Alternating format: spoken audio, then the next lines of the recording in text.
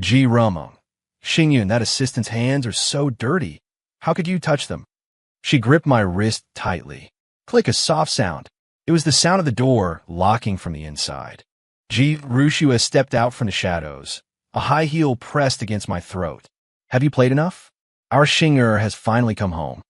As for me, cold sweat slid down into my collar. My mind went blank. Who exactly are they? Me, Li Xingyun, 26 years old. My major was prestigious, my resume bright. But reality was cruel, leaving me battered and bruised. The phone rang.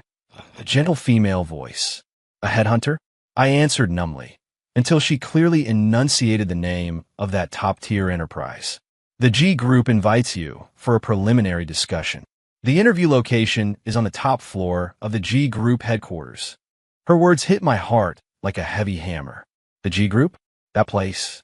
A nobody like me standing at the entrance would probably lower their average property value.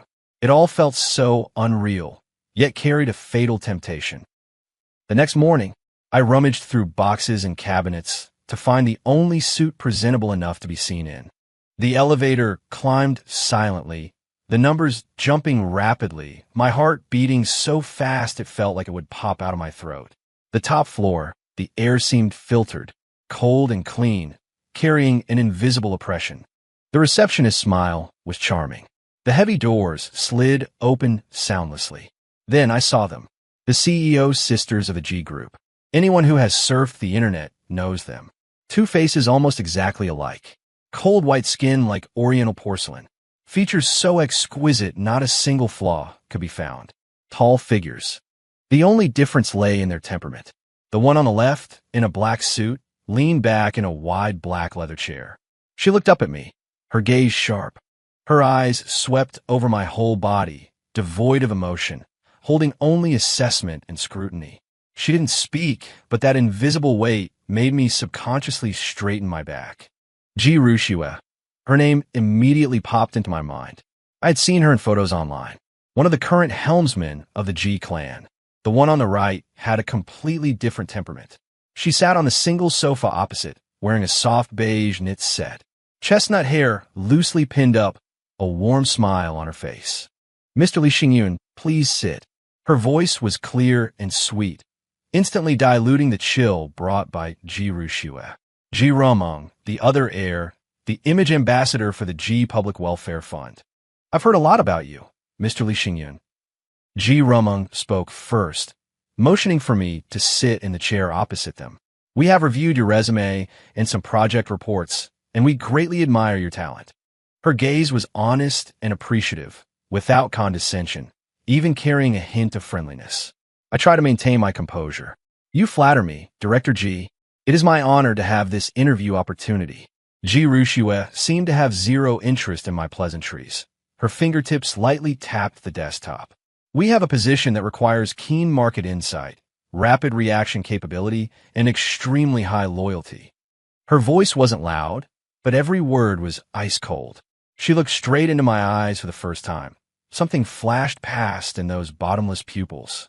It sent a strange chill down my spine. The requirements are high, the pressure is great, and those who remain are truly top-tier talents. Ji Rumong chimed in at the right moment, her tone gentle as if soothing me. Of course, the resources and platform the group can provide are absolutely top of the industry. She gently pushed a document over. This is the specific job description, as well as your compensation package structure. I opened the file, my eyes gliding over countless welfare clauses, finally freezing on the annual salary column. That long string of numbers made my breathing stop momentarily. The zeros following it were something the sum of my desperate overtime over the past few years couldn't even hope to match. I even saw a private apartment, exclusive vehicle, twice-yearly global top-team retreats. This wasn't a job. This was a sudden rise to heaven. Well, Ji Rushua's voice rang out, carrying a flavor that allowed no doubt.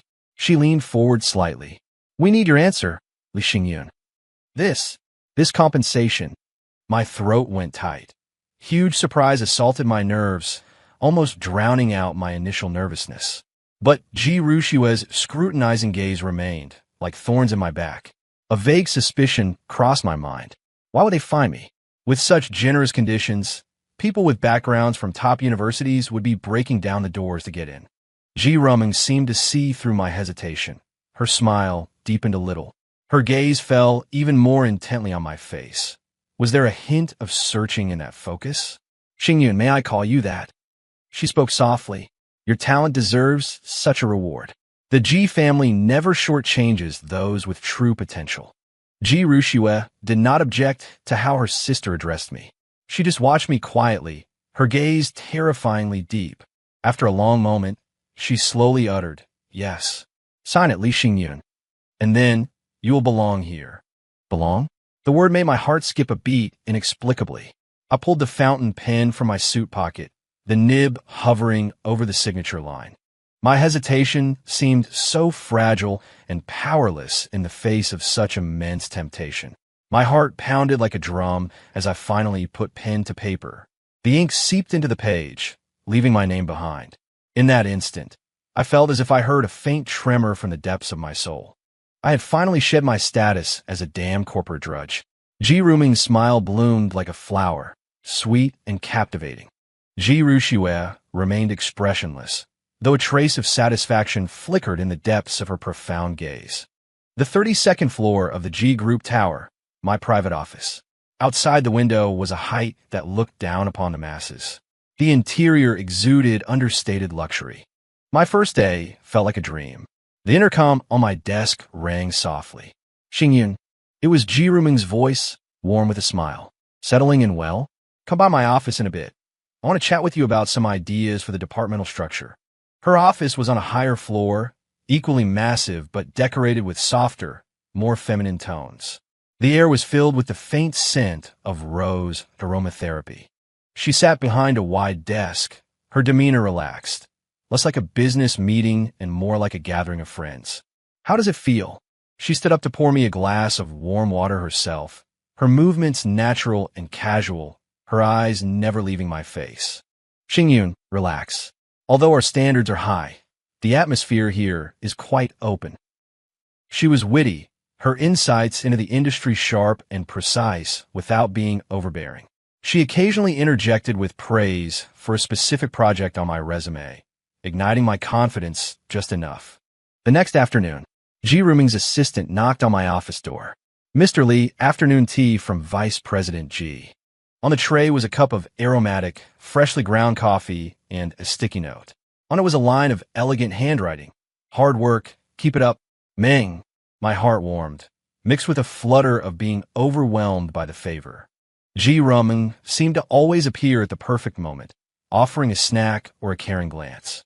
Her closeness was like hot spring water, comforting at first. But slowly, the heat began to spread, seeping into my skin bit by bit. She always knew when to back up my points, smiling faintly when our eyes met, as if we were the only kindred spirits in the room. A sense of dependency quietly took root. My interactions with Ji Ruxue, however, were starkly different. During a small meeting regarding the quarterly promotion plan, I projected my prepared presentation. I hadn't been speaking for 10 minutes when Ji Ruxue leaned back in her executive chair, fingers interlaced. Her gaze fixed on a massive screen, her thin lips pressed into a line. Stop! Her voice wasn't loud, yet it interrupted me with the cold precision of cutting metal. Where is the market data support? The user emotional value? What about the consumer psychological analysis? This is the strategy you stayed up all night to create. The conference room fell dead silent. She stood up and walked to the screen, her slender fingers swiping casually to point at a specific section. The logical chain here is completely broken. It lacks data support. It is entirely subjective speculation. She turned to look at me, her eyes sharp and devoid of any amusement. Li Xingyun, the Ji Group doesn't hire people to be deadweight. Every word made my face burn. Her demands were suffocatingly strict. Every detail had to be scrutinized and polished repeatedly. It was as if a single flaw would lead to eternal damnation. I bit the bullet and revised it according to her requirements, working until 3 a.m. before finally earning a reluctant nod from her. The next morning, however, I found a warm latte and a familiar sticky note on my desk. It bore Ji Ruming's soft handwriting again, You worked hard. My sister has high standards, but she genuinely wants the best for you. Remember to eat breakfast. I held the latte, gazing at the scenery outside. Dependency and fear, like two invisible vines, quietly wrapped themselves around my heart.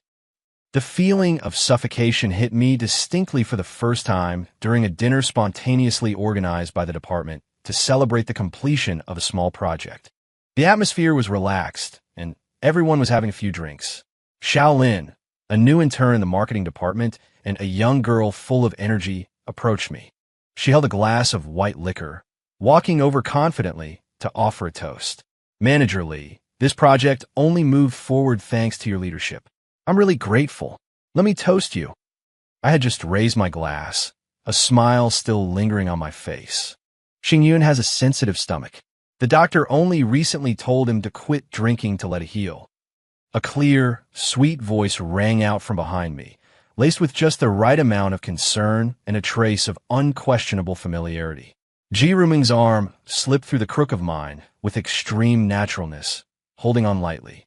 Her body pressed slightly against me, bringing with it a waft of faint, elegant fragrance. With her other hand, she elegantly lifted my wine glass, looking at little Lin with a gentle smile. I'll drink this one for him. The air around us instantly solidified. The smile on little Lin's face froze, his eyes filled with confusion and embarrassment. Colleagues exchanged glances, the relaxed expressions on their faces vanishing instantly. The atmosphere turned incredibly bizarre. Everyone fell silent, as if even their breathing had grown lighter.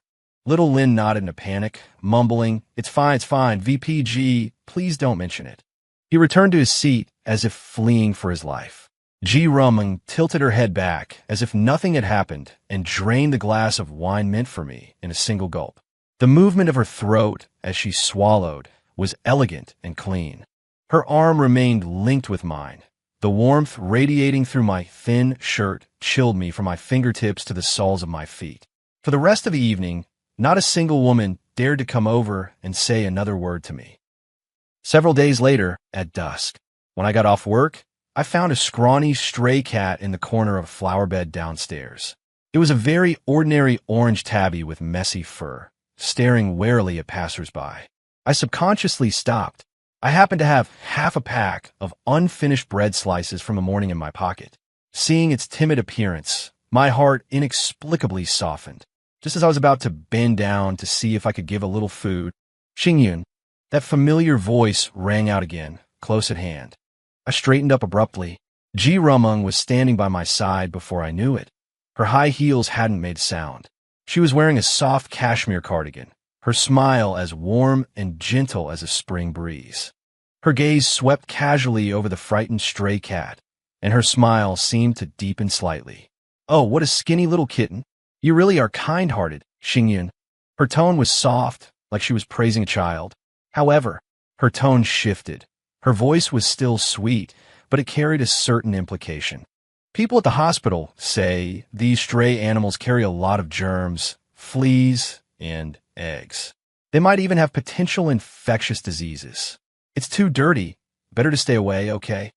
Her arm naturally linked with mine again, her grip gentle but allowing no escape. "Let's go. That new Huayang restaurant you mentioned wanted to try last time. I finally managed to book a table. We could go taste it today." Her tone was cheerful, full of anticipation for dinner. I didn't look at the stray cat again. With my arm linked in hers, I felt the irresistible guiding force she transmitted. Her arm was warm, her fingertips resting lightly on the thin skin inside my elbow. The smile remained on her face, bright and moving. She held on tight. It was a warning, delivered with extreme gentleness.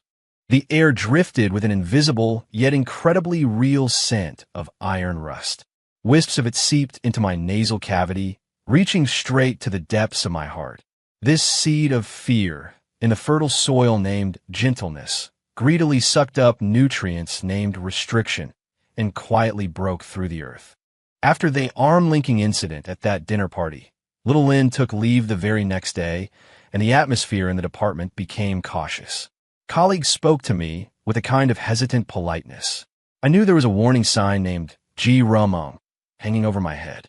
Late at night, the office contained only the cold, ghostly light of the computer screen and my exhausted figure. The quarterly report was imminent, and G. Rushue's requirements were nearly draconian. Every PPT slide, every set of data, every logical deduction had to be impeccable. It was already 1:00 a.m. My neck was terribly stiff, and my temples were throbbing. The door was pushed open gently, making a faint sound. I thought it was the security guard on routine patrol, so I didn't lift my head. Still working so hard? Ji Ruming's voice carried a softness unique to the night, brushing past my ear like a feather, approaching without warning. I was so startled my hand shook, clicking the mouse in the wrong place. I looked up. She was standing right by the desk. Not in the elegant suit from the daytime, but in a mist blue silk lounging robe. Her jet black hair was draped loosely, her face free of makeup. In the dim light, she appeared with a near illusory purity. She held a cup in her hand, steam rising from it in curling wisps. VPG, you haven't rested yet this late? I subconsciously pulled away a little. She didn't answer my question. She simply placed the steaming cup on my desk and pushed it toward my hand. It wasn't coffee. The air filled with a warm aroma of milk. It's warm milk with a little honey. She leaned forward slightly, almost touching the back of my chair, her gaze falling on the complex charts on my screen. Just looking at this gives me a headache. How can you keep staying up like this? What if you ruin your health? Her concern felt too natural, and she was so close it made me uncomfortable. My body stiffened involuntarily. Thanks. It's mainly that this consolidated report still has a few key verification points. Let me handle it, she said suddenly, her voice light, but carrying a strange sort of conviction. Her pale fingers reached for my mouse. No need. Vice President G. How could I trouble you with this? I'm almost done. I reached out to block her almost reflexively, but my fingertips accidentally grazed the skin of her slightly cool hand. She froze instantly, and I immediately pulled my hand back. The atmosphere solidified for a split second. She didn't touch the mouse. Instead, she lifted her hand. Her fingertips landed without warning above my right temple, on an old scar that had long faded and was barely visible. It was a spot I rarely noticed myself.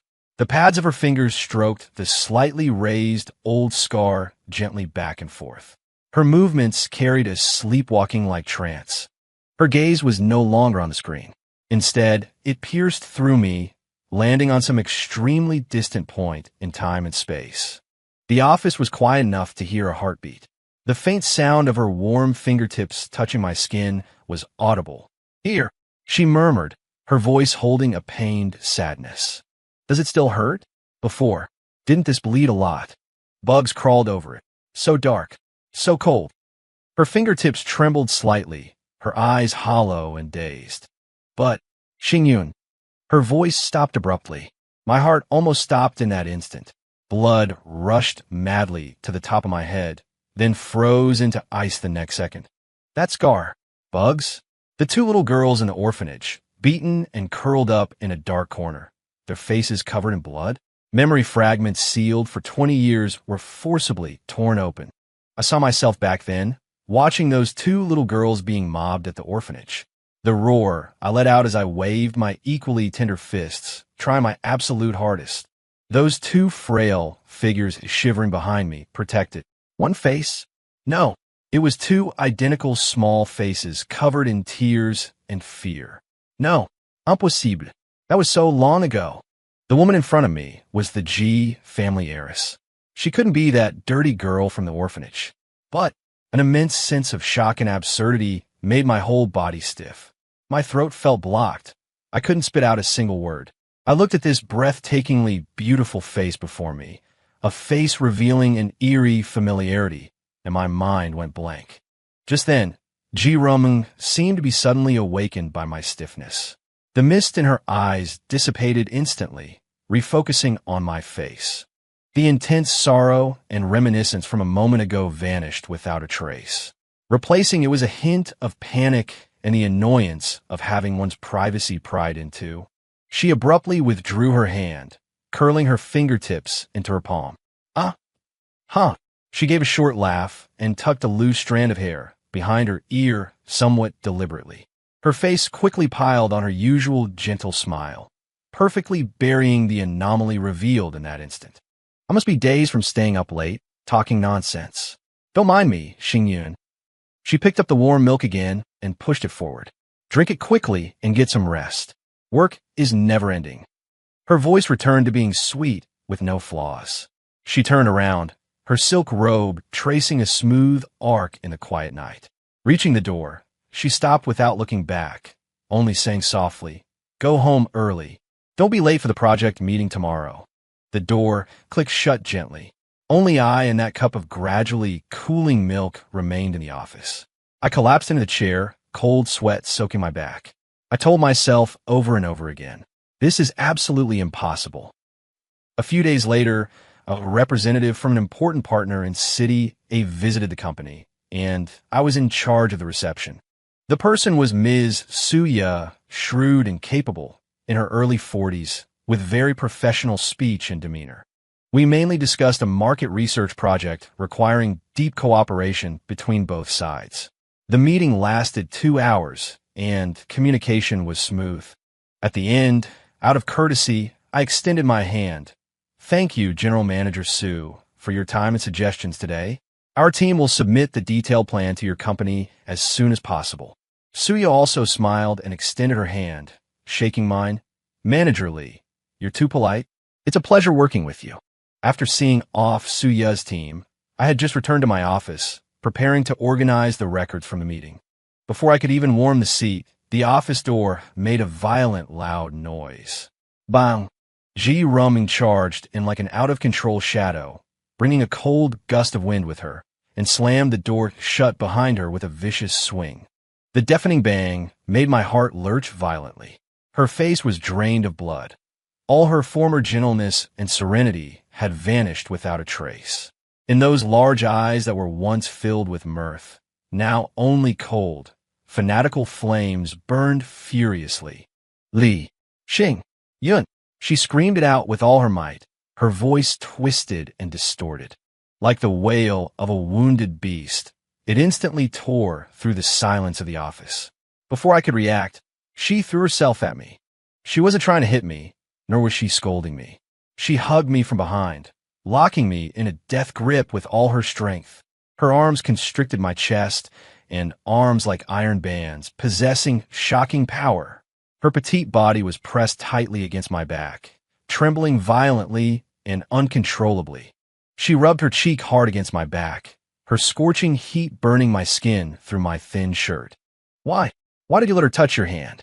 Her voice was no longer a scream, but had turned into a whisper that sounded like she was weeping blood. Every word hammered viciously into my eardrums and heart. "Why? Did you look into her eyes?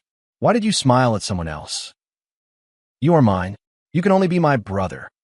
Since so long ago, you should have only been looking at me." She shrieked like a madwoman, her body heaving with intense emotion, and scalding tears instantly soaked the fabric on my back. I was nearly suffocated by her sudden outburst and that terrifying embrace. My hands and feet went cold, and my blood felt as if it had congealed. "Calm down. Let go of me. I don't understand what you're saying." I struggled hard, trying to pry open her hands clamped across my chest. Those slender fingers erupted with unimaginable power. Let go of you."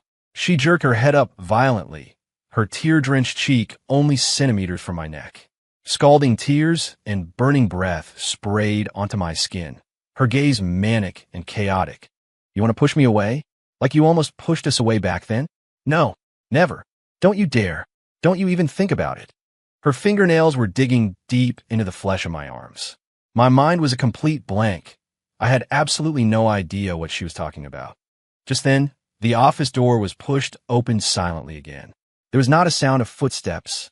Ji Rushua stood in the doorway. Her expression was icy, devoid of any emotional fluctuation, terrifyingly calm. Her gaze didn't look at me, but locked onto the near-hysterical Ji Rumong behind my back. "Rumong," she spoke, her voice not loud, but steady and clear, carrying a piercing, bone-chilling coldness that instantly suppressed her sister's frantic crying and panting. Have you lost your mind? Ji Rumung froze instantly, her body still pressed tightly against me, her grip on my arms not loosening in the slightest. She turned her head stiffly toward the door, meeting Ji Rushue's deep, pool-like eyes that held no warmth. The fanatical flames in her eyes were extinguished in an instant, leaving only the void of fear and helpless grievance. She sobbed, her shoulders heaving violently. Sis. He. Ji Rushue's gaze shifted from Ji Rumung and finally landed on my face. That look, profound, indifferent, carrying the absolute control of one scrutinizing a possession. She walked over slowly, her high heels making no sound on the soft carpet. She stopped beside me, the overwhelming oppressive aura nearly causing me to stop breathing. She didn't hug me like her sister, nor did she scold me. She simply reached out her cold fingers and rested them on my shoulder. She didn't press down hard, just let them rest there. But that icy touch and the latent power in her fingertips felt like an invisible steel lock, instantly jamming any possibility of my struggling. My shoulder went stiff and cold under that icy touch. Her gaze lingered on my terrified face for a second, then turned back to the still sobbing Ji Rumung. Her tone was low, leaving no room for argument. Stop crying. You're scaring him. Then, her gaze fell back into my eyes, a look that seemed to be delivering a final verdict, coldly emphasizing an established fact. He is here. He won't leave, and there is nowhere he can go. The air froze. The room was left with only the sound of Ji Rumung's suppressed, intermittent sobbing, and the sound of my heart, seemingly about to explode, pounding against my chest. Ji Rushue's fingers still rested on my shoulder, at the exact spot where she could feel my pulse racing uncontrollably from extreme fear. Their words, and Ji Rumung's insane behavior, like a heavy brand, searing ruthlessly and mercilessly onto my heart. Won't leave? Can't leave? Who exactly are they? What on earth do they mean? Are they trying to build a cage for me? And am I to be their prisoner? The outburst in the office that day was like a switch for a nightmare. Ji Rumung disappeared for a few days. When she reappeared, she had reverted to that gentle and pleasant demeanor, as if the hysteria of that day had merely been my hallucination. She continued to send over exquisite afternoon tea and occasionally express concern about my workload. The smile on her face was impeccable, like a perfect mask. However, the invisible scent of rust in the air was so thick it was suffocating. She would even, in public settings, while I was exchanging necessary work-related words with any member of the opposite sex, extremely naturally link her arm through mine to assert her sovereignty. Colleagues would knowingly lower their heads. Xingyun. She was once again sitting on the sofa opposite me, holding a cup of aromatic black tea, her voice soft. I read the contract revisions from last night. The logic is very clear. It seems you and Xiao Zhang from the legal department coordinated quite well. Her gaze seemingly unintentionally fell upon me. Vice President Ji. It was Xiao Zhang who was very professional and pointed out several key risks. I dare not take the credit, I answered cautiously. Don't be so distant. Just call me Rumung. She tilted her head slightly, her smile unchanged, but her gaze grew a little deeper. Xiao Zhang is indeed quite responsible. However, she set down her teacup and leaned forward, her tone tinged with just the right amount of concern. I heard she just broke up with her boyfriend. Will the work rhythm of someone going through emotional turbulence be affected? I'm quite worried her state might drag down the progress on your end. What do you think? I was stumped for words. How would Rumung know about Xiao Zhang's private breakup? And what connection did that have with her professional ability? There shouldn't be any problem, right? I try to refute her. Her professionalism is very strong. Strong professionalism does not equate to mental stability. Ji Rumung gently interrupted me, the worry in her eyes turning into unquestionable care. Xingyun, you always view human nature too simply. When people are in emotional low, their judgment becomes compromised. We need to mitigate risks. Tell you what, I'll have Assistant Wang take over the legal coordination with you from here on. I'll arrange other work for Xiao Zhang. We must ensure your project remains undisturbed. Her words were watertight. Using the excuse of protecting the project, she effortlessly severed my connection with an important collaborator. Similar incidents began to happen frequently. During a project planning meeting, I proposed a relatively novel but slightly risky offshoot idea regarding a regional promotion plan. Justification. Ji Rushua leaned back in her chair, hands clasped on the table, her eyes sharp as a blade. It is mainly based on localized consumer psychology research. We believe. Localized consumer psychology? Ji Rushua interrupted me with a sneer, her chin raised slightly, scrutinizing me with condescension. This report is from the third quarter of last year, isn't it? What about its timeliness? What about the representative nature of the sample? Are you sure you aren't being guided by your personal preferences and intuition?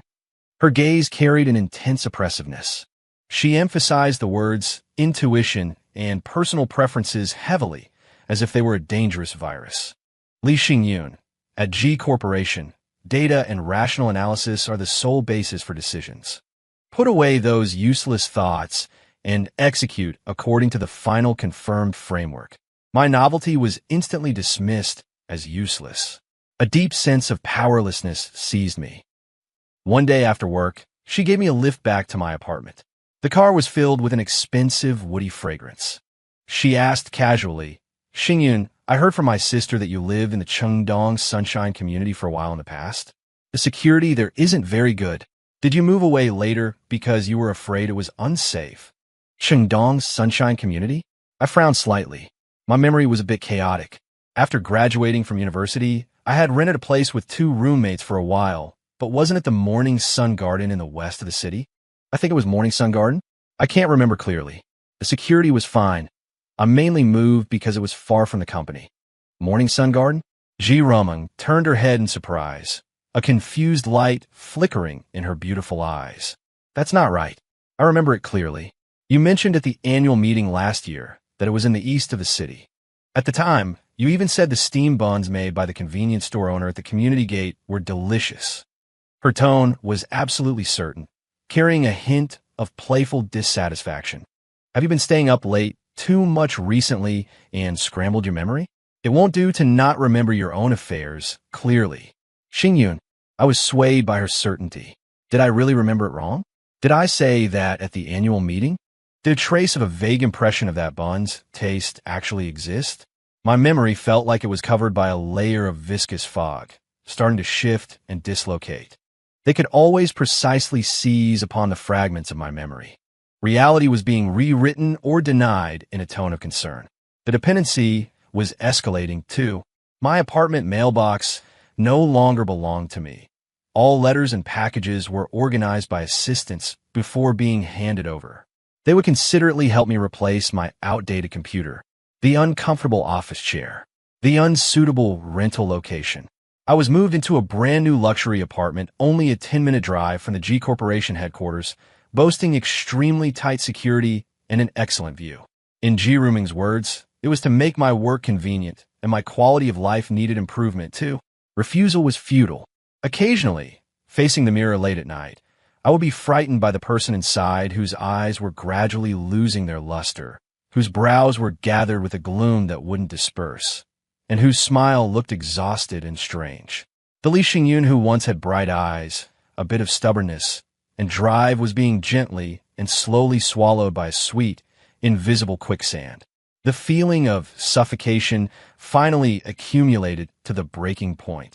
That night, Ji Rumeng appeared in my new apartment again.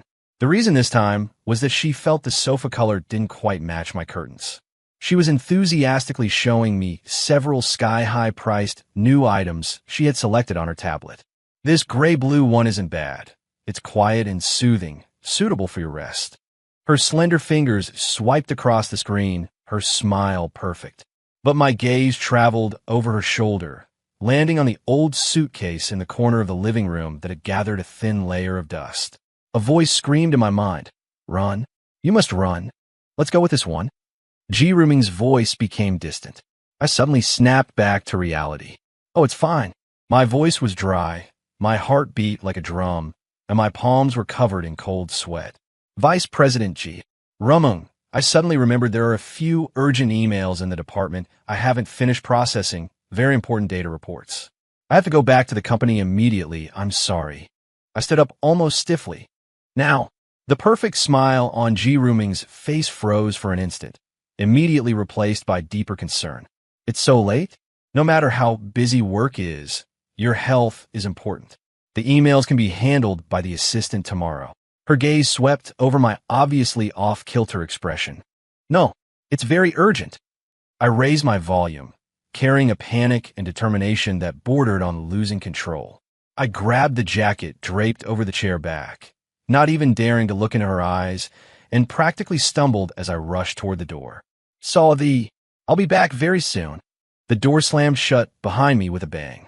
The cold air in the corridor poured into my lungs, carrying a faint trace of freedom. I rushed into the elevator, frantically pressing the first-floor button. My heart battered crazily within my chest, as if trying to burst through my ribs. The sound of the car starting was like a horn of freedom.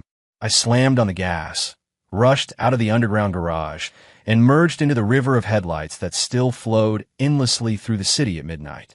Where to? The airport? No. The train station? Yes. Just buy any train ticket that leaves this city the fastest. My trembling fingers dialed the number of my college best friend. It rang for a long time before he picked up, his voice thick with sleepiness and impatience. Hello? Who is it? Aze. It's me, Li Xingyun. My voice was shaking. Help me. I urgently need Li Xingyun. The voice on the other end instantly sobered up. It was filled with horror and detachment. What are you doing calling in the middle of the night? Aren't you that G Corporation's chief? Aze, don't say all that. Listen to me. I'm being controlled. I'm on the run right now. I need a place. Xingyun. Aja's voice rose sharply, carrying a decisive tone of severance. Calm down. Stop talking nonsense. Last time, that director named Rumung from the G Foundation called us personally. She said you're under a lot of pressure right now. Your mental state is a bit unstable, and you need to rest and adjust properly. She told us not to disturb you for the time being. She said you're undergoing professional psychological treatment. I'm just an ordinary person. I don't understand any of that stuff with you guys. You go find Director G and her people. They definitely have a way. Don't come looking for me again. I can't help you. The busy signal sounded, crisp and decisive, snapping the last rope of hope. Yiruming.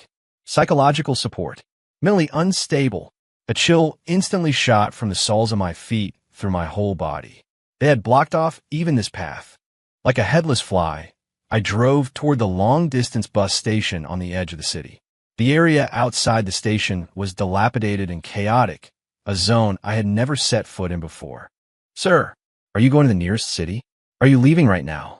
I leaned against the car window and asked anxiously of a driver who was dangling a cigarette from his mouth. The driver gave me a sidelong glance, his gaze drifting behind me. A trace of imperceptible wariness flitted through his cloudy eyes. He took a slow drag on a cigarette and mumbled, Full. No seats left. Standing room is fine. No, I'll get points docked for overloading. Scram, get away. He waved his hand violently, as if shooing away a fly, his gaze averting mine. Just as he waved, the dim beam of the headlights swept across a jet-black Cullinan parked at the street corner. The license plate was familiar. It was Ji Ruming's personal ride. The massive chassis sat amidst the chaotic backdrop, like a lurking behemoth, silent and cold. The blood in my veins turned to ice in an instant. They had been following me all along. The entire world was silently rejecting me, shoving me toward the web they had already spread open. I bolted toward a dark corner of a dilapidated plaza, looking like a man who had lost his soul. I was exhausted. My lungs burned like fire, and my throat tasted of rusty blood. My phone had long since died. Around me, there was nothing but the flickering of dilapidated neon signs and the occasional bark of stray dogs. Despair submerged me like freezing seawater. Suddenly, two blindingly white beams of light cut through the darkness without warning, pinpointing me with terrifying precision. Like the final spotlight in a stage play, they nailed me, a dying prisoner, to the spot. The black Cullinan glided over silently, coming to a halt just 3 steps away from me, its engine purring with a low rumble. The rear right door opened. A slender foot, encased in a knee-high cashmere boot, touched the ground, stepping onto the filthy, freezing pavement, a stark and eerie contrast. Ji Rumung held a massive black umbrella, her posture composed and elegant. There was not a trace of anger on her face, only a profound heartache, as if she had finally found a lost child. She didn't walk toward the car. Instead, she walked straight up to me. The drizzle fell silently onto the canopy of her umbrella, creating a soft, rustling sound. On the edge of the freezing city, beneath the luxurious headlights, her exquisitely flawless face was breathtakingly beautiful in the dim light, possessing an almost inhuman purity. Her gaze pierced through my disheveled exterior, landing deep within my soul. Her voice, like honey steeped in all the tenderness of the world, flowed slowly from her lips.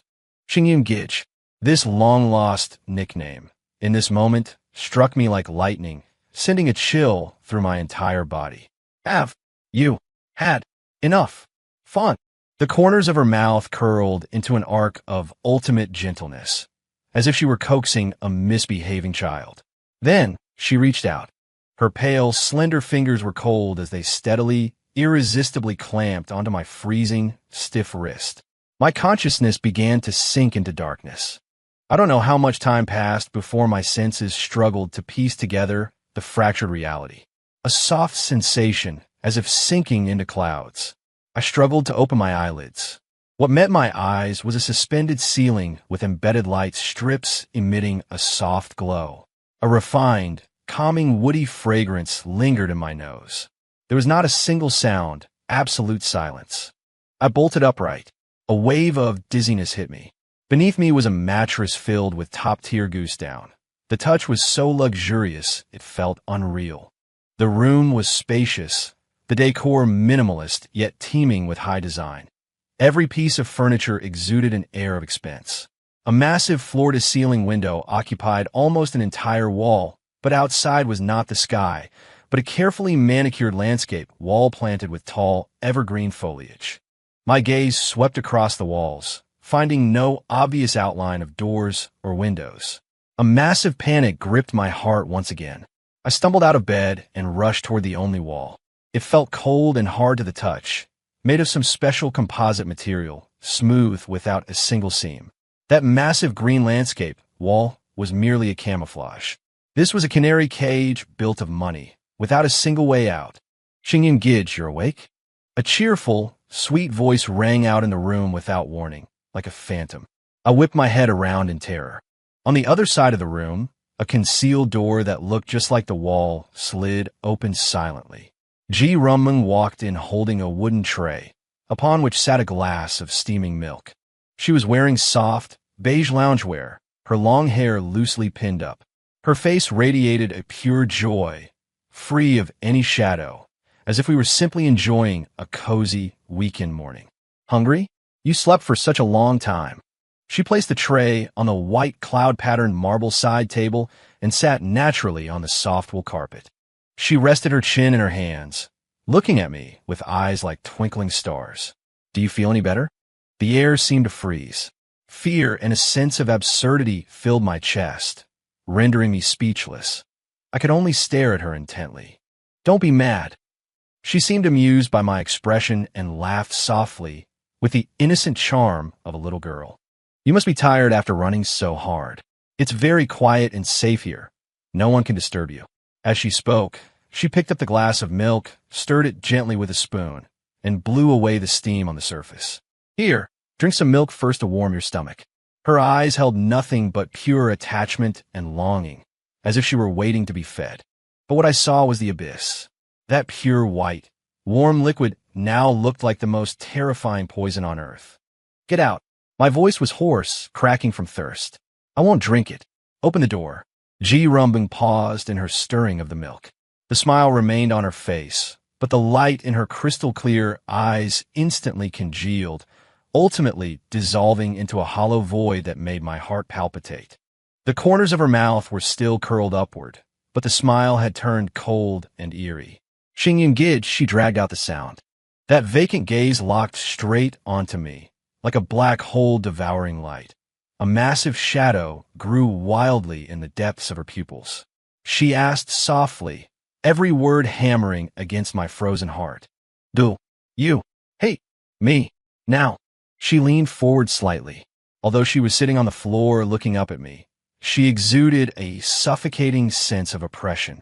The air turned viscous and cold, making it almost impossible to breathe, just as the blood in my entire body was freezing under her gaze.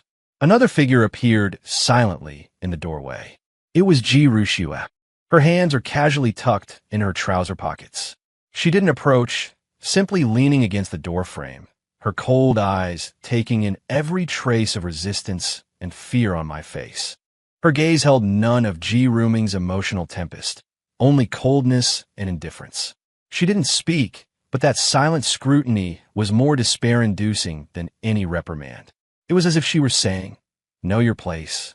Immense fear instantly crushed the last spark of resistance that had just ignited. My body felt as though its bones had been removed, and I slumped down against the edge of the bed. The glass of milk was right before my eyes, radiating a seductive sense of safety. Don't. I heard my own voice, hoarse and lowering in resignation. I avoided Ji Ruming's eyes, which were regaining their luster, but looked even more resentful. With a trembling hand, I reached out and took the milk. The warm liquid slid down my esophagus. It was sweet, but deep in my throat, it left behind only a nauseating, raw stench. The milk was sweet, and the pastries were exquisite. Like a machine with a preset program, I swallowed numbly, unable to taste a thing. My stomach was stuffed full, but my heart felt hollow, as if it had been completely gouged out. Ji Ruming became happy again, nestling against the carpet at my feet and humming a very familiar tune with a bizarre, nursery rhyme melody. The melody drilled into my eardrums like tiny shards of ice, stabbing my nerve endings one by one and dredging up the deepest, haziest fears. Her face was overflowing with immense satisfaction, as if this were the most perfect, blissful moment of her life. Ji Rushua turned and left. The door slid shut soundlessly. Time lost all meaning in this exquisite cage. Day or night could only be vaguely determined by the artificial shifts in natural light deliberately created outside the window. Ji Ruming came almost every day, sometimes rambling on about the future for the three of us she had envisioned. Sometimes she would just quietly nestle beside me, reading boring fashion magazines. Her gaze felt like a tangible rope binding me at all times. Ji Rushua visited less often. Each visit was a routine inspection to check my condition. Her cold eyes would scan me once, and after confirming everything was in order, she would leave, leaving behind an even heavier sense of suffocation. They no longer used the address Gidge, but that taboo word lay between us like a red-hot branding iron. The turning point came late one stormy night. Lightning flashed and thunder rolled outside, the immense sound penetrating the room's high-quality soundproofing. Startled awake by a massive clap of thunder, I sat up in bed, gasping for breath. There seemed to be strange noises coming from the corridor outside, faint human voices. Ji Rushua's voice, although distorted by the storm, her cold tone was highly recognizable. Was she on the phone with someone? Her voice was more urgent and husky than usual, even, laced with a trace of emotional fluctuation rarely seen in her. Don't be noisy. Quiet. She was covering my ears? No, not covering them. She was slapping them hard. Her suppressed voice drifted in intermittently. Those dreams again. The small dark room. Bugs crawling in. So many hands. Like the ravings of someone trapped in a nightmare, filled with chaotic agony. Those words hit me like an electric shock. The small dark room? Yes, the small dark room at the orphanage. The small dark room that had once imprisoned the two sisters. The small dark room where I had smashed the door down to rescue them. My heart began to pound furiously. A bold and crazy notion instantly welled up. The door had an electronic lock control from the outside, but could the control terminal be on Ji Rushua? Or perhaps somewhere within the suite? She was obviously in an emotionally unstable state right now. This was my chance. The thunder continued to roar. Barefoot, I padded softly across the plush carpet, gliding like a shadow to the door, pressing my ear tightly against the cold wood panel. Ji Rushue's muffled gasps and fragmented words continued, seemingly receding further and further away. Footsteps in the corridor moved away from the master bedroom of the suite, eventually disappearing in the direction of the staircase. My chance. She's gone. There were no surveillance cameras in the room. The only monitoring came from the electronic lock on the door and the butler system that could appear outside at any moment. Now she's gone. I lunged towards the headboard, frantically searching. Nothing. Absolutely nothing. Spotlessly clean. I then rushed to the massive walk-in closet. The luxurious custom-built closet was filled with brand-new, expensive clothes, pristine and spotless, without even a single storage box. Just as despair began to well up, my gaze was suddenly drawn to an extremely discreet, narrow door deep within the closet. What was behind it? A storage room? Holding my breath, I fumbled for a tiny indentation on the side of the door and pressed it firmly. The door slid open silently, creating a narrow gap. The space inside was small, containing only a combination safe embedded in the wall. My heart leaped into my throat. My instinct screamed wildly. This was it. There was something inside. But the password? I tried Ji Ruming's birthday, Ji Rushue's birthday, the company's founding anniversary, even the old orphanage street number. All wrong. The safe emitted a low, warning hum. Cold sweat broke out on my forehead in my agitation. Last chance. Those two blurry little faces stained with tears and blood flashed in the depths of my mind, accompanied by that faint cry, "Gidge, save me." A flash of lightning tore through the sky outside the window again.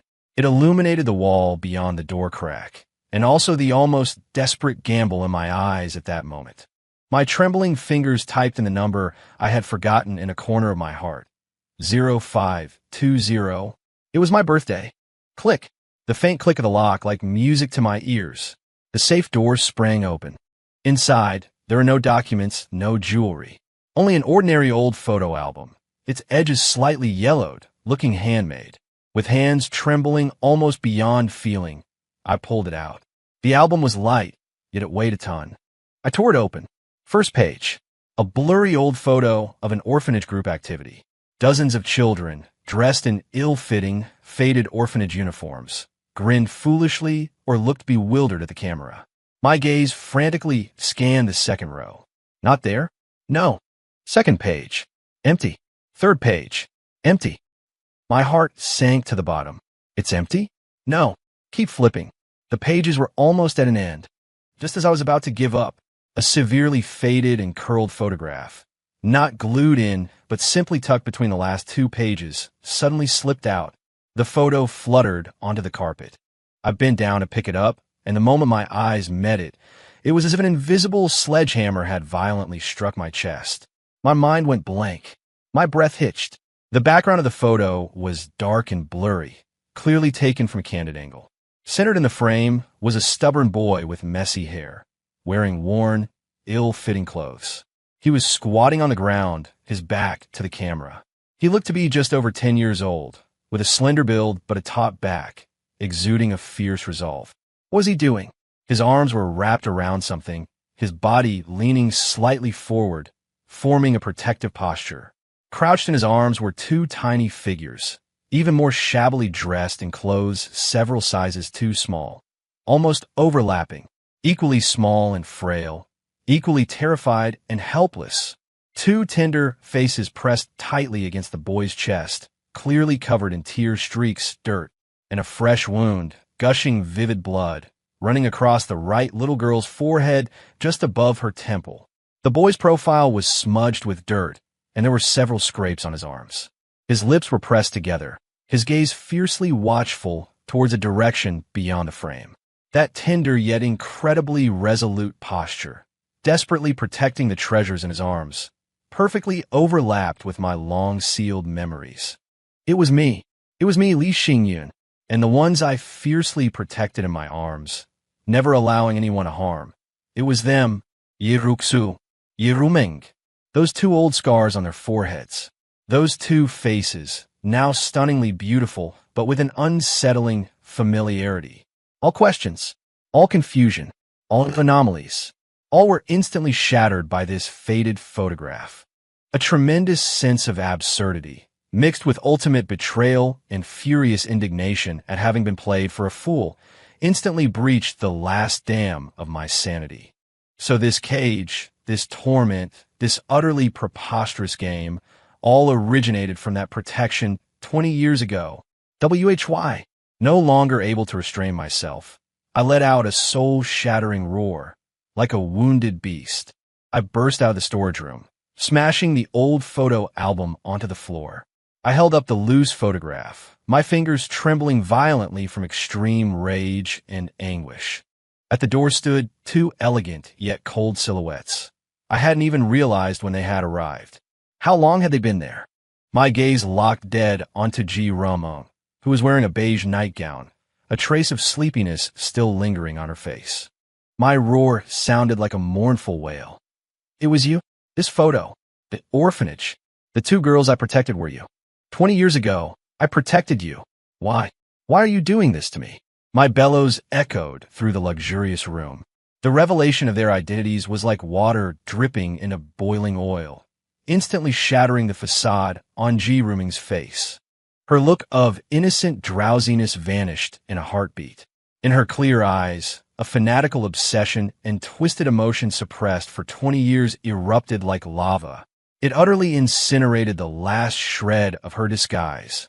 On that exquisitely sculpted face, all gentleness was obliterated, leaving only a near-demonic, fanatical possessiveness and twisted infatuation. Why? She repeated my words, her pitch suddenly rising, laced with a shrill, piercing excitement and madness, her burning gaze nailed to me. That's right, Xingyun, it's us. We are the ones you protected. She took a step closer, that face I once thought angelic now twisted, mixing with a nearly pathological accusation. You ask why? You should have recognized us long ago. Do we mean nothing to you? Does that mean you don't love us? Every word struck my heart like a searing branding iron. 20 years? Recognize them? How is that even possible?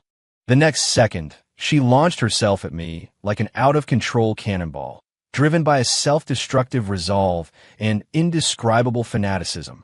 MMPH. My questions were stifled in my throat. That was not a kiss. It was a gnawing, a marking. It was the bloody graffiti of a beast asserting sovereignty over its territory. Her lips crashed against mine without a trace of warmth, only cold, violent possession. Her teeth tore savagely at my lower lip. An intense pain mixed with the metallic taste of blood instantly filled my mouth.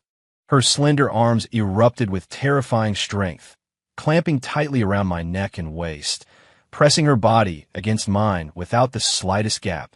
Her tongue sought to pry open my teeth with destructive force. The entire act was filled with predatory savagery and a madness meant to declare ownership. I struggled violently, trying to push her away, but this insane embrace was like an iron clamp. Just as I tried to pry her arms loose, Ji Rushua moved. She didn't lunge like her sister. Instead, she silently cut in from my side, her movements swift as lightning. A cold hand instantly clamped onto my right wrist like iron pincers, with enough force to nearly crush the bone. Her other hand, possessing a ruthless strength that brooked no resistance, pinned my left shoulder blade with lethal precision. Her fingers were cold and hard, like torture instruments cast from steel.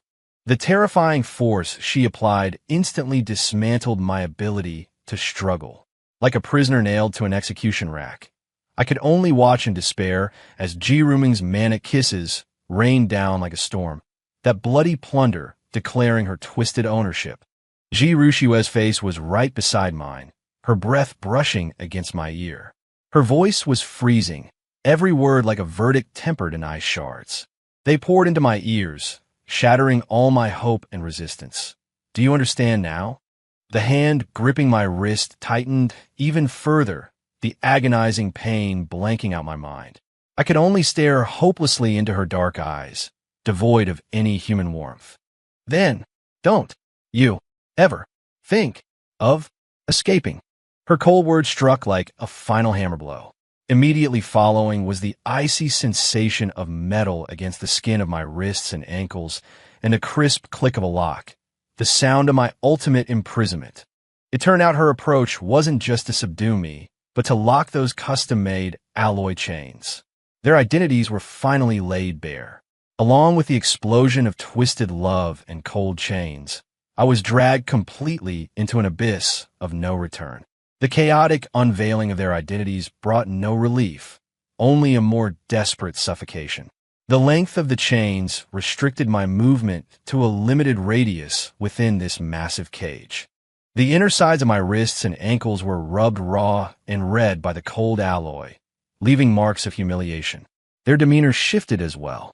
The mask of gentleness was torn to shreds, leaving only the twisted essence of dominators. Right beneath the room's only massive, yet mocking, observation window, they had meticulously arranged a grotesque memory corner. An enlarged group photo from the orphanage hung, suspended in an expensive black walnut frame. In the photo, I stood with the scrawny twin sisters in the corner of the back row. But what truly shattered my nerves was the glass display case positioned beneath the frame. The bottom of the case was lined with expensive dark blue velvet. Resting inside lay a metal whistle with severely worn edges. That was the object I had treasured most during my time at the orphanage. It was the cheapest kind of whistle sold at roadside stalls.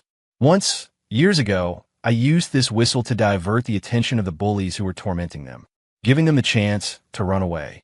Well, had I lost it? I had long since forgotten it in the river of time.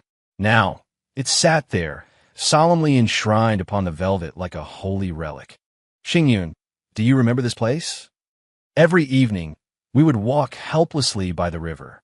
Ji Rumeng would link her arm through mine, ignoring the chains around my ankles.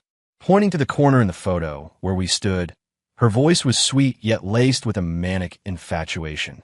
Back then, you were the only one willing to give us half a steamed bun and drive away those bad people for us. Only you. You were the only light in our darkness. Her gaze was as fanatical as a devotee gazing upon a deity. Ji Rushua, however, stood more often in silence before the glass display case, her fingertips tracing lightly over the cold glass surface, her gaze locked onto that worn-out whistle. Her voice was colder than the glass. Bugs? Filth? Fear? The night you appeared, they all vanished. She turned to look at me with a cold satisfaction of absolute control and a chilling interrogation. See? Look how well we've protected your belongings. Protected? Imprisoned? They equated the imprisonment of my body with the preservation of my relics. A creeping, horrifying sense of absurdity soaked into my marrow like ice water. Their gratitude had been twisted into eternal possession and control. They replayed the memory of being protected in the darkness over and over again, using it as fodder to frantically breed this luxurious hell made of gold and chains before my eyes. Despair spread through the depths of my heart like a dead sea. I began to refuse food, just as I refused this absurd script, just as I refused to breathe this nauseating air.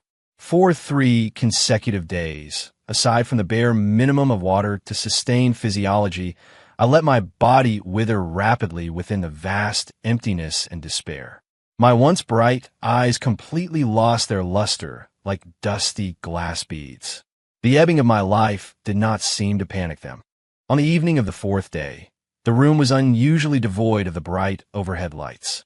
Countless candles were lit throughout the room, their flickering flames casting eerie, constantly shifting shadows upon the expensive wallpaper. The air was permeated with an overly sickly sweet fragrance, like incense used in sacrificial rites. Ji Rumeng wore a dark red silk gown, looking like a devout bride preparing to receive Holy Communion. Her cheeks were flushed with a strange redness from excitement as she held 2 glasses of deep red wine, translucent as gems, walking toward me step by step.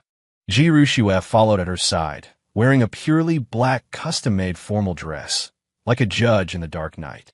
Her gaze was dimmer and gloomier than the candlelight. They stopped a step away from me. Ji Rumeng extended one of the glasses of deep red wine toward me. The candlelight refracted cold spots of light within the thick liquid, mixing with the twisted obsession and ecstasy in her eyes. Xingyun, her voice trembled, carrying a sacrificial sword of tenderness. Look at you. refusing to eat these past few days. Are you punishing us? Tears shimmered in her eyes, pitiful and lovely. We were wrong. We made you sad. She moved the wine glass closer, almost touching my lips. So, we want to give you a new life. Beside her, Ji took over the conversation, her voice cold, hard, and direct, without a trace of emotional fluctuation. A future that truly belongs to the three of us. A future where we are never apart.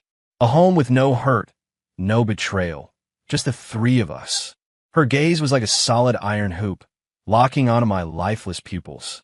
This is our only and final solution. It is also your only way out. Ji leaned forward slightly. Her long hair slipped down, covering half her face, revealing only that right eye which burned as if ignited. Her voice was as light as a falling feather, yet carried a devastating allure. Come. Drink it down. Xingyun. She tried to press the rim of the glass against my tightly closed lips. Drink it, forget all the pain. And when you wake up again, our blood will be connected, and we will be together forever.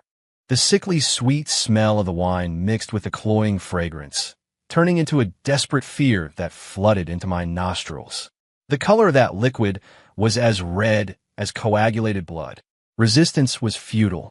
Ji Rushue's icy fingers had already clamped onto my jaw like iron pincers. Under the intense pain, my clenched teeth were forced to part crack. Be good, that's a good boy. Ji Ruming's smile looked exceptionally eerie in the flickering candlelight. The cold, crimson liquid poured down my throat like a venomous snake in an instant. Choking, suffocating, the liquid slid down my esophagus with an indescribable burn. My body struggled violently out of instinct, but Ji Rushue's hand was as immovable as welded steel. Ji Ruming gently patted my back, while emitting a satisfied, eerie chuckle. The world before my eyes warped rapidly amidst the flickering candlelight, blurring and losing its color. A ball of fire burned in my lower abdomen. My whole body felt unbearably hot and restless. The strength in my body vanished rapidly like a receding tide. The last thing clearly audible in my ears was Ji Ruming's whisper, sounding like a demonic incantation. Sleep now, Xingyun. When you wake up again, our bloodlines will be joined. Together forever. Eternal darkness descended completely. My consciousness sank into a bottomless abyssal pool. Safe? What an ironic and despairing foreshadowing of the end. My consciousness was like a fish drowning in the deep sea, struggling to break the surface, only to be dragged back down time and again by an invisible weight. My senses painstakingly reorganized themselves. Hearing was the first to return. Pulse normal. Blood pressure is slightly low, but stable. Vital signs data upload complete. Reporting to President G. Cold, professional, unfamiliar female voices devoid of any emotion conversed vaguely in the distance. My eyelids felt as heavy as if crushed by a 1,000-pound boulder. Light irritated my retinas, a hazy expanse of white. My throat felt as dry as if sandpaper had rubbed it raw, and the smell of disinfectant filled my nose. It mixed with a lingering trace of familiar sweet fragrance belonging to Ji Ruming, and another strange scent that had been deliberately masked, slightly musky and metallic. The smell of a physiological laboratory. Using every ounce of strength, I forced my eyes open a slit. My vision was blurred. A white ceiling, bright and cold medical-grade overhead lights. This wasn't that familiar luxury prison cell. Awake! A cold female voice pierced my eardrums like an ice pick. I stiffly rolled my eyes. Ji Rushue was sitting on a chair beside the bed. She held a tablet in her hand. The eerie blue light from the screen reflected on her expressionless face, making her look even colder. She watched my eyes open, as if confirming the functional recovery of an object. My consciousness cleared completely. The final terror before I passed out flooded my mind. That glass of crimson wine. Their objective. I tried to raise my hand in panic, but my body felt heavy and weak, as if filled with molten lead. A deeper fear seized my heart. Under the influence of that drug, the humiliation and nausea of being subjected to their forced union overwhelmed me. I struggled violently. Don't move. Ji Rushue's voice carried a commanding chill. She didn't physically stop me, but simply stated the facts coldly. You need to remain in bed for observation for 24 hours. What did you do? My voice was hoarse and broken, filled with extreme terror and hatred. That wine. You. Just as I was questioning them uncontrollably, another voice, filled with cheerful satisfaction, rang out. Xingyun. Ji Ruming's voice held a sweet sob and immense joy. She emerged from behind a screen on the other side of the room. She was also wearing a loose white robe similar to a hospital gown, but draped over it was a soft, pale pink knitted cardigan. Her long hair was loosely pinned up, and her face glowed with a strange luster. She didn't go near Ji Rushue, but walked directly to my bedside, as if she couldn't see the sheer horror, rage, and fear in my eyes. She leaned forward slightly, her cheeks flushed with excitement, her eyes flickering with a nearly innocent, ecstatic light, staring at me unblinkingly, her voice trembling with excitement. Xingyun, I have the absolute best news to tell you. Her hands were clasped together, resting gently on her flat lower abdomen, her movements filled with a sense of sacred ritual. Can you feel it? Her gaze was obsessive and fanatical, as if whispering to a sleeping infant. It's so magical. A little life is already beating in here. It's yours. Big sister has one too. Her words detonated like a hydrogen bomb in my brain, instantly shattering my soul. She isn't being clear enough. Ji Rushue's voice rang out flatly from the side, without a single ripple of emotion, like a professional spokesperson. She elegantly placed the tablet on her lap and leaned forward slightly.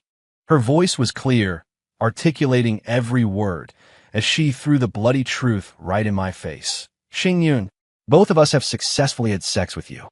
She paused briefly, as if savoring the look of devastation on my face, before continuing her announcement. So, congratulations. You're going to be a father. Twins. Us. Both of them. Pregnant. Every word struck like a poison-dipped bullet, shredding my soul to pieces. Coercion. Drugs. Violation. Pregnancy. They had used the most extreme, most shameless method imaginable. They had shackled my bloodline with chains that could never be removed. You animals. A hoarse roar tore from my throat. Immense humiliation and monstrous hatred made my body tremble violently. I wanted nothing more than to lunge at this pair of devils before me. But my physical weakness and Ji Rushue's cold, warning gaze acted like iron chains, instantly nailing me back to the spot. Ji Rushue slowly stood up. She walked to the bedside, looming over me from her vantage point. Her shadow fell like a mountain, devouring every last scrap of light. Her voice was no longer cold. Instead, it carried a heavy, brutally pragmatic, and indisputable sense of oppression. Now, here is the reality of the situation. She extended one slender, pale finger. You have two choices. First, you admit that in a drunken stupor, you committed grave misconduct against my sister and me. Serious illegal acts with irrefutable evidence of a crime. We have ample biological samples. The video footage shows you initiating intimacy before passing out. The witnesses are the doctors and nurses here. Furthermore, we have a psychiatric evaluation from an authoritative institution stating that your long-term use of psychoactive stimulants has led to irritability and intermittent loss of control. This report will ensure you have zero chance in court. You will be prosecuted and convicted for rape and mental instability. You will be ruined, becoming a laughingstock and a pariah to the entire society. The corner of her cold lips curled upward in an extremely rare motion, a cruel and absolute decree. You will have nothing. You will never rise again. As for the two developing fetuses, in accordance with our contingency plan for the G family succession, they will be immediately aborted and disposed of. The words aborted and disposed of struck like an ice pick, shattering my last remaining bone. A chilling cold rushed from the base of my spine, straight to the crown of my head. Second, Ji Rushue's voice did not shift in temperature in the slightest as she extended a second finger. It was as if she were reading aloud the terms of a pre-written corporate merger. You, Li Xingyun, will voluntarily assume the responsibilities of a man. You will enter into a marriage with me and become a nominal member of the G family. You will bear no legal obligation regarding Ms. Ji Ruming's assets or personal life.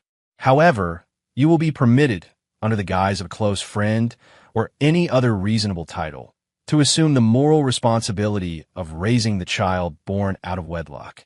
In exchange, you may keep your meager but cherished assets and retain your pathetic little reputation. Furthermore, as the biological father of our children, you will enjoy the highest level of security and material support the G family can provide. We will issue a secondary psychiatric report certifying that your previous instability was due to high-intensity work and personal setbacks, and that you have since fully recovered.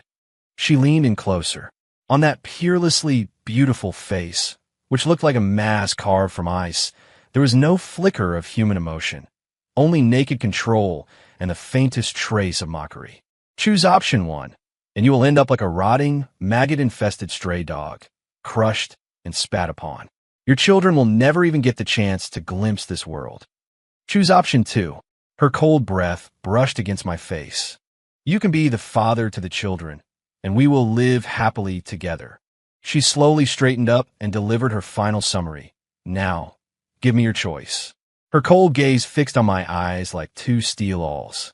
Fear, overwhelming fear, crushed all my anger and humiliation. Ji Rushue's words were like a precisely drawn blueprint of hell, laying out the abyss of every option with terrifying clarity before my eyes. She wasn't forcing me to choose. She was showing me the only path to survival she had already calculated. My gaze cast desperately toward Ji Ruming, whose hand still rested on her lower abdomen. Then it fell back upon Ji Rushue's cold, scrutinizing stare. Two fetuses, two innocent lives destined for a twisted existence. They began with me, and now they had become the most effective tool to bind me. Responsibility? What a twisted, heavy weight to bear. Did I hate them? I didn't know. Or perhaps I simply didn't dare. I didn't even dare to hate them. How ridiculous. But did I hate those two embryos that shouldn't exist? Flowing within those twisted embryos was my own blood, blood I could not erase. Was I afraid of losing my reputation and having nothing? Yes, terrified to the very marrow of my bones. Was I afraid I couldn't bear the consequences of the abortion? A moral chain heavy enough to crush the soul. My stomach spasmed violently, nausea surging up. Bursts of blackness clouded my vision. Immense pain and despair nearly tore me apart on the spot. I looked at them, one with eyes full of fanatical obsession, immersed in fantasies of the future. One with eyes cold as knives, holding the power over life and death. My throat felt blocked by molten lead. I opened my mouth, but no sound came out. My body trembled like a fallen leaf in the wind. My consciousness struggled, bobbing in a tide of darkness. Countless voices screamed wildly in my brain. In the end, only two heavy, blood-scented words remained: responsibility. Despair, like freezing seawater, completely drowned my nose and mouth. I closed my eyes. Using every bit of remaining strength, I squeezed out one word. Yes, this single word betrayed my past, my dignity, my soul, and all the freedom of the rest of my life, in exchange for the survival of two bloodlines and the twisted, despairing decency of being a prisoner. Ji Rushue's face still held no expression, but a flash of satisfaction swept through those cold, deep eyes. Ji Ruming let out a short, satisfied cry, like a kitten. Stroking her lower abdomen gently again, she gazed at me obsessively, as if I had just given her the greatest promise in the world. 3 months later, the Pacific Ocean, a private island. Beneath my feet was pure white sand, soft as flour and professionally treated. I was wearing a white suit worth $1 million, custom-made by a top designer. The fabric was crisp, the details flawless. But inside the clothes, my body was as stiff as a piece of old wood. The muscles on my face felt dead, even though they had been carefully groomed by a professional makeup artist. The lingering, dead silence deep in my eyes was still clearly visible. Ahead was an aisle paved with a long, pure white carpet. At the end stood a white priest in robes, smiling genially. The background was the boundless sea, the sky and ocean merging into one, symbolizing vast freedom. Yet, I stood in the most heavily guarded wedding venue in the world. There were fewer than 20 guests, with sharp eyes and steady steps, each strictly screened by the G clan. The wedding march began to play, magnificent and solemn. At the ends of the aisles on both sides, they appeared simultaneously. Both wore extremely intricate and magnificent vintage-style wedding gowns with long trains, handmade from top-tier lace. The huge skirts were like pure white clouds, enveloping their figures. Their faces wore smiles of ultimate happiness and sweetness. Faint blushes, fluid glances, and their gaze fell upon only one person, me. They walked very slowly, as if every step was on clouds, immersed in the immense joy of a dream come true. Occasionally, she would look up at me, the obsession and possessiveness in her eyes so thick it could not be dissolved. They finally came to a stop beside me at the same time. Ji Rushua stood on my right.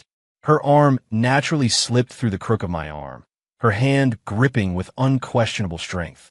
Her gaze fell on my stiff, numb profile, and the corners of her mouth turned up slightly. The arc was subtle but clear, a curve declaring victory. Ji Rumung stood on my left. Her movements were softer and more seductive. She intimately held my left arm with both hands, leaning her entire upper body against me. The fluffy skirt of her wedding dress even crowded into the space where I stood. I could smell the rich, expensive scent of roses on her. She tilted her head back, her eyes locking onto me obsessively, and whispered softly, "Xingyun is so good. Now it's just us." The priest's voice rang out. "Ms. Ji Rushua, do you take Mr. Li Xingyun to be your husband, regardless of?" "Ido." Ji Rushua's voice rang out clearly, cold, decisive, without the slightest hesitation or wavering, interrupting the priest. Her gaze remained cold, staring straight ahead, as if completing a signed and sealed equity transfer contract. The priest paused slightly, then continued. "Mr. Li Xingyun, do you take Ms. Ji Rushua to be your wife, regardless of?" A brief, suffocating silence. On the entire beach, there was only the rhythmic sound of waves washing ashore. Everyone's eyes were focused on me. Ji Rumung unconsciously tightened her grip on my arm, her fingernails slightly digging into my flesh through the fabric. Her gaze was full of urgent urging and a hint of veiled threat. Ji Rushua's cold arm brought a heavier sense of oppression. My throat felt stuffed with burning charcoal. My brain roared. I opened my mouth, feeling the voice come from the distant depths of hell. "I do." The voice was hoarse, broken, and weak. A flush of immense joy instantly flooded Ji Ruming's cheeks. The priest began to continue with her part. When asked, Ji Ruming's answer was filled with sweet jubilation. "I do. I really, really, really do." Her voice was so sweet it could drip honey. "Now, let the newlyweds exchange rings." 2 rings lay side by side on the pillow. The massive pear-shaped main diamond was dazzling in the sunlight, priceless, enough to blind the eyes of any ordinary person. Ji Rushua reached out expressionlessly, and a ring was placed on the ring finger of her left hand. Then, she picked up the other ring from the pillow, just as her icy fingertips were about to touch the skin of my left ring finger. "Wait!" Ji Rumung suddenly spoke, her voice holding a trace of petulance, ruining the flow of the ceremony. Everyone's gaze instantly turned to her, including the icy-faced Ji Rushua. Ji Rumung still wore that impeccable, happy smile. She turned to me. "Xingyun's hand should be ringed by Rumung first today." She didn't wait for the priest to react, nor did she care about Ji Rushua's cold stare.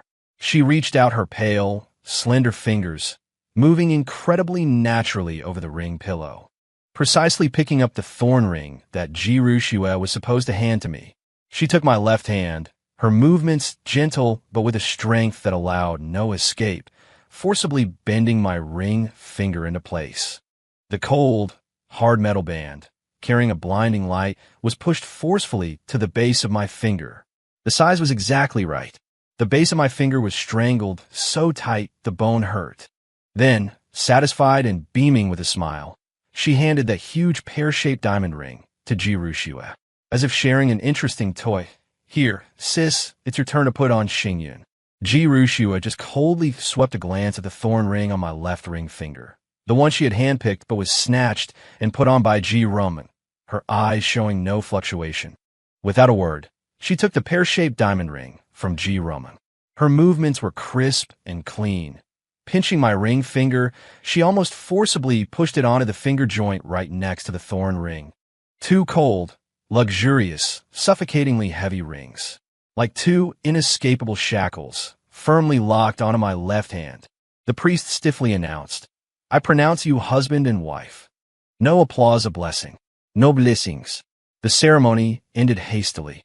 Late at night, the oversized open-air viewing platform on the top floor of the villa. The huge open-air pool refracted the cold moonlight. The sea breeze was stronger than during the day, carrying a salty, briny scent. They had changed out of their cumbersome gowns. Ji Rumung wore a thin, soft white silk nightdress with spaghetti straps adorned with fine lace. A cashmere cardigan of the same color draped loosely over it. Ji Rushua wore a dark gray silk robe with cold, hard lines. They stood to the left and right in front of the glass railing at the platform's edge, gazing at the endless, surging sea in the darkness. Moonlight fell on their beautiful profiles, casting long shadows. I was still wearing that glaring white tuxedo, like a huge, inescapable mark of shame. The two rings set with cold diamonds on my hand were so heavy they almost dragged my finger off. Ji Rumung turned her head, moonlight spilling onto the tips of her hair and her neck, like a holy halo. She walked briskly to me and stood on tiptoe.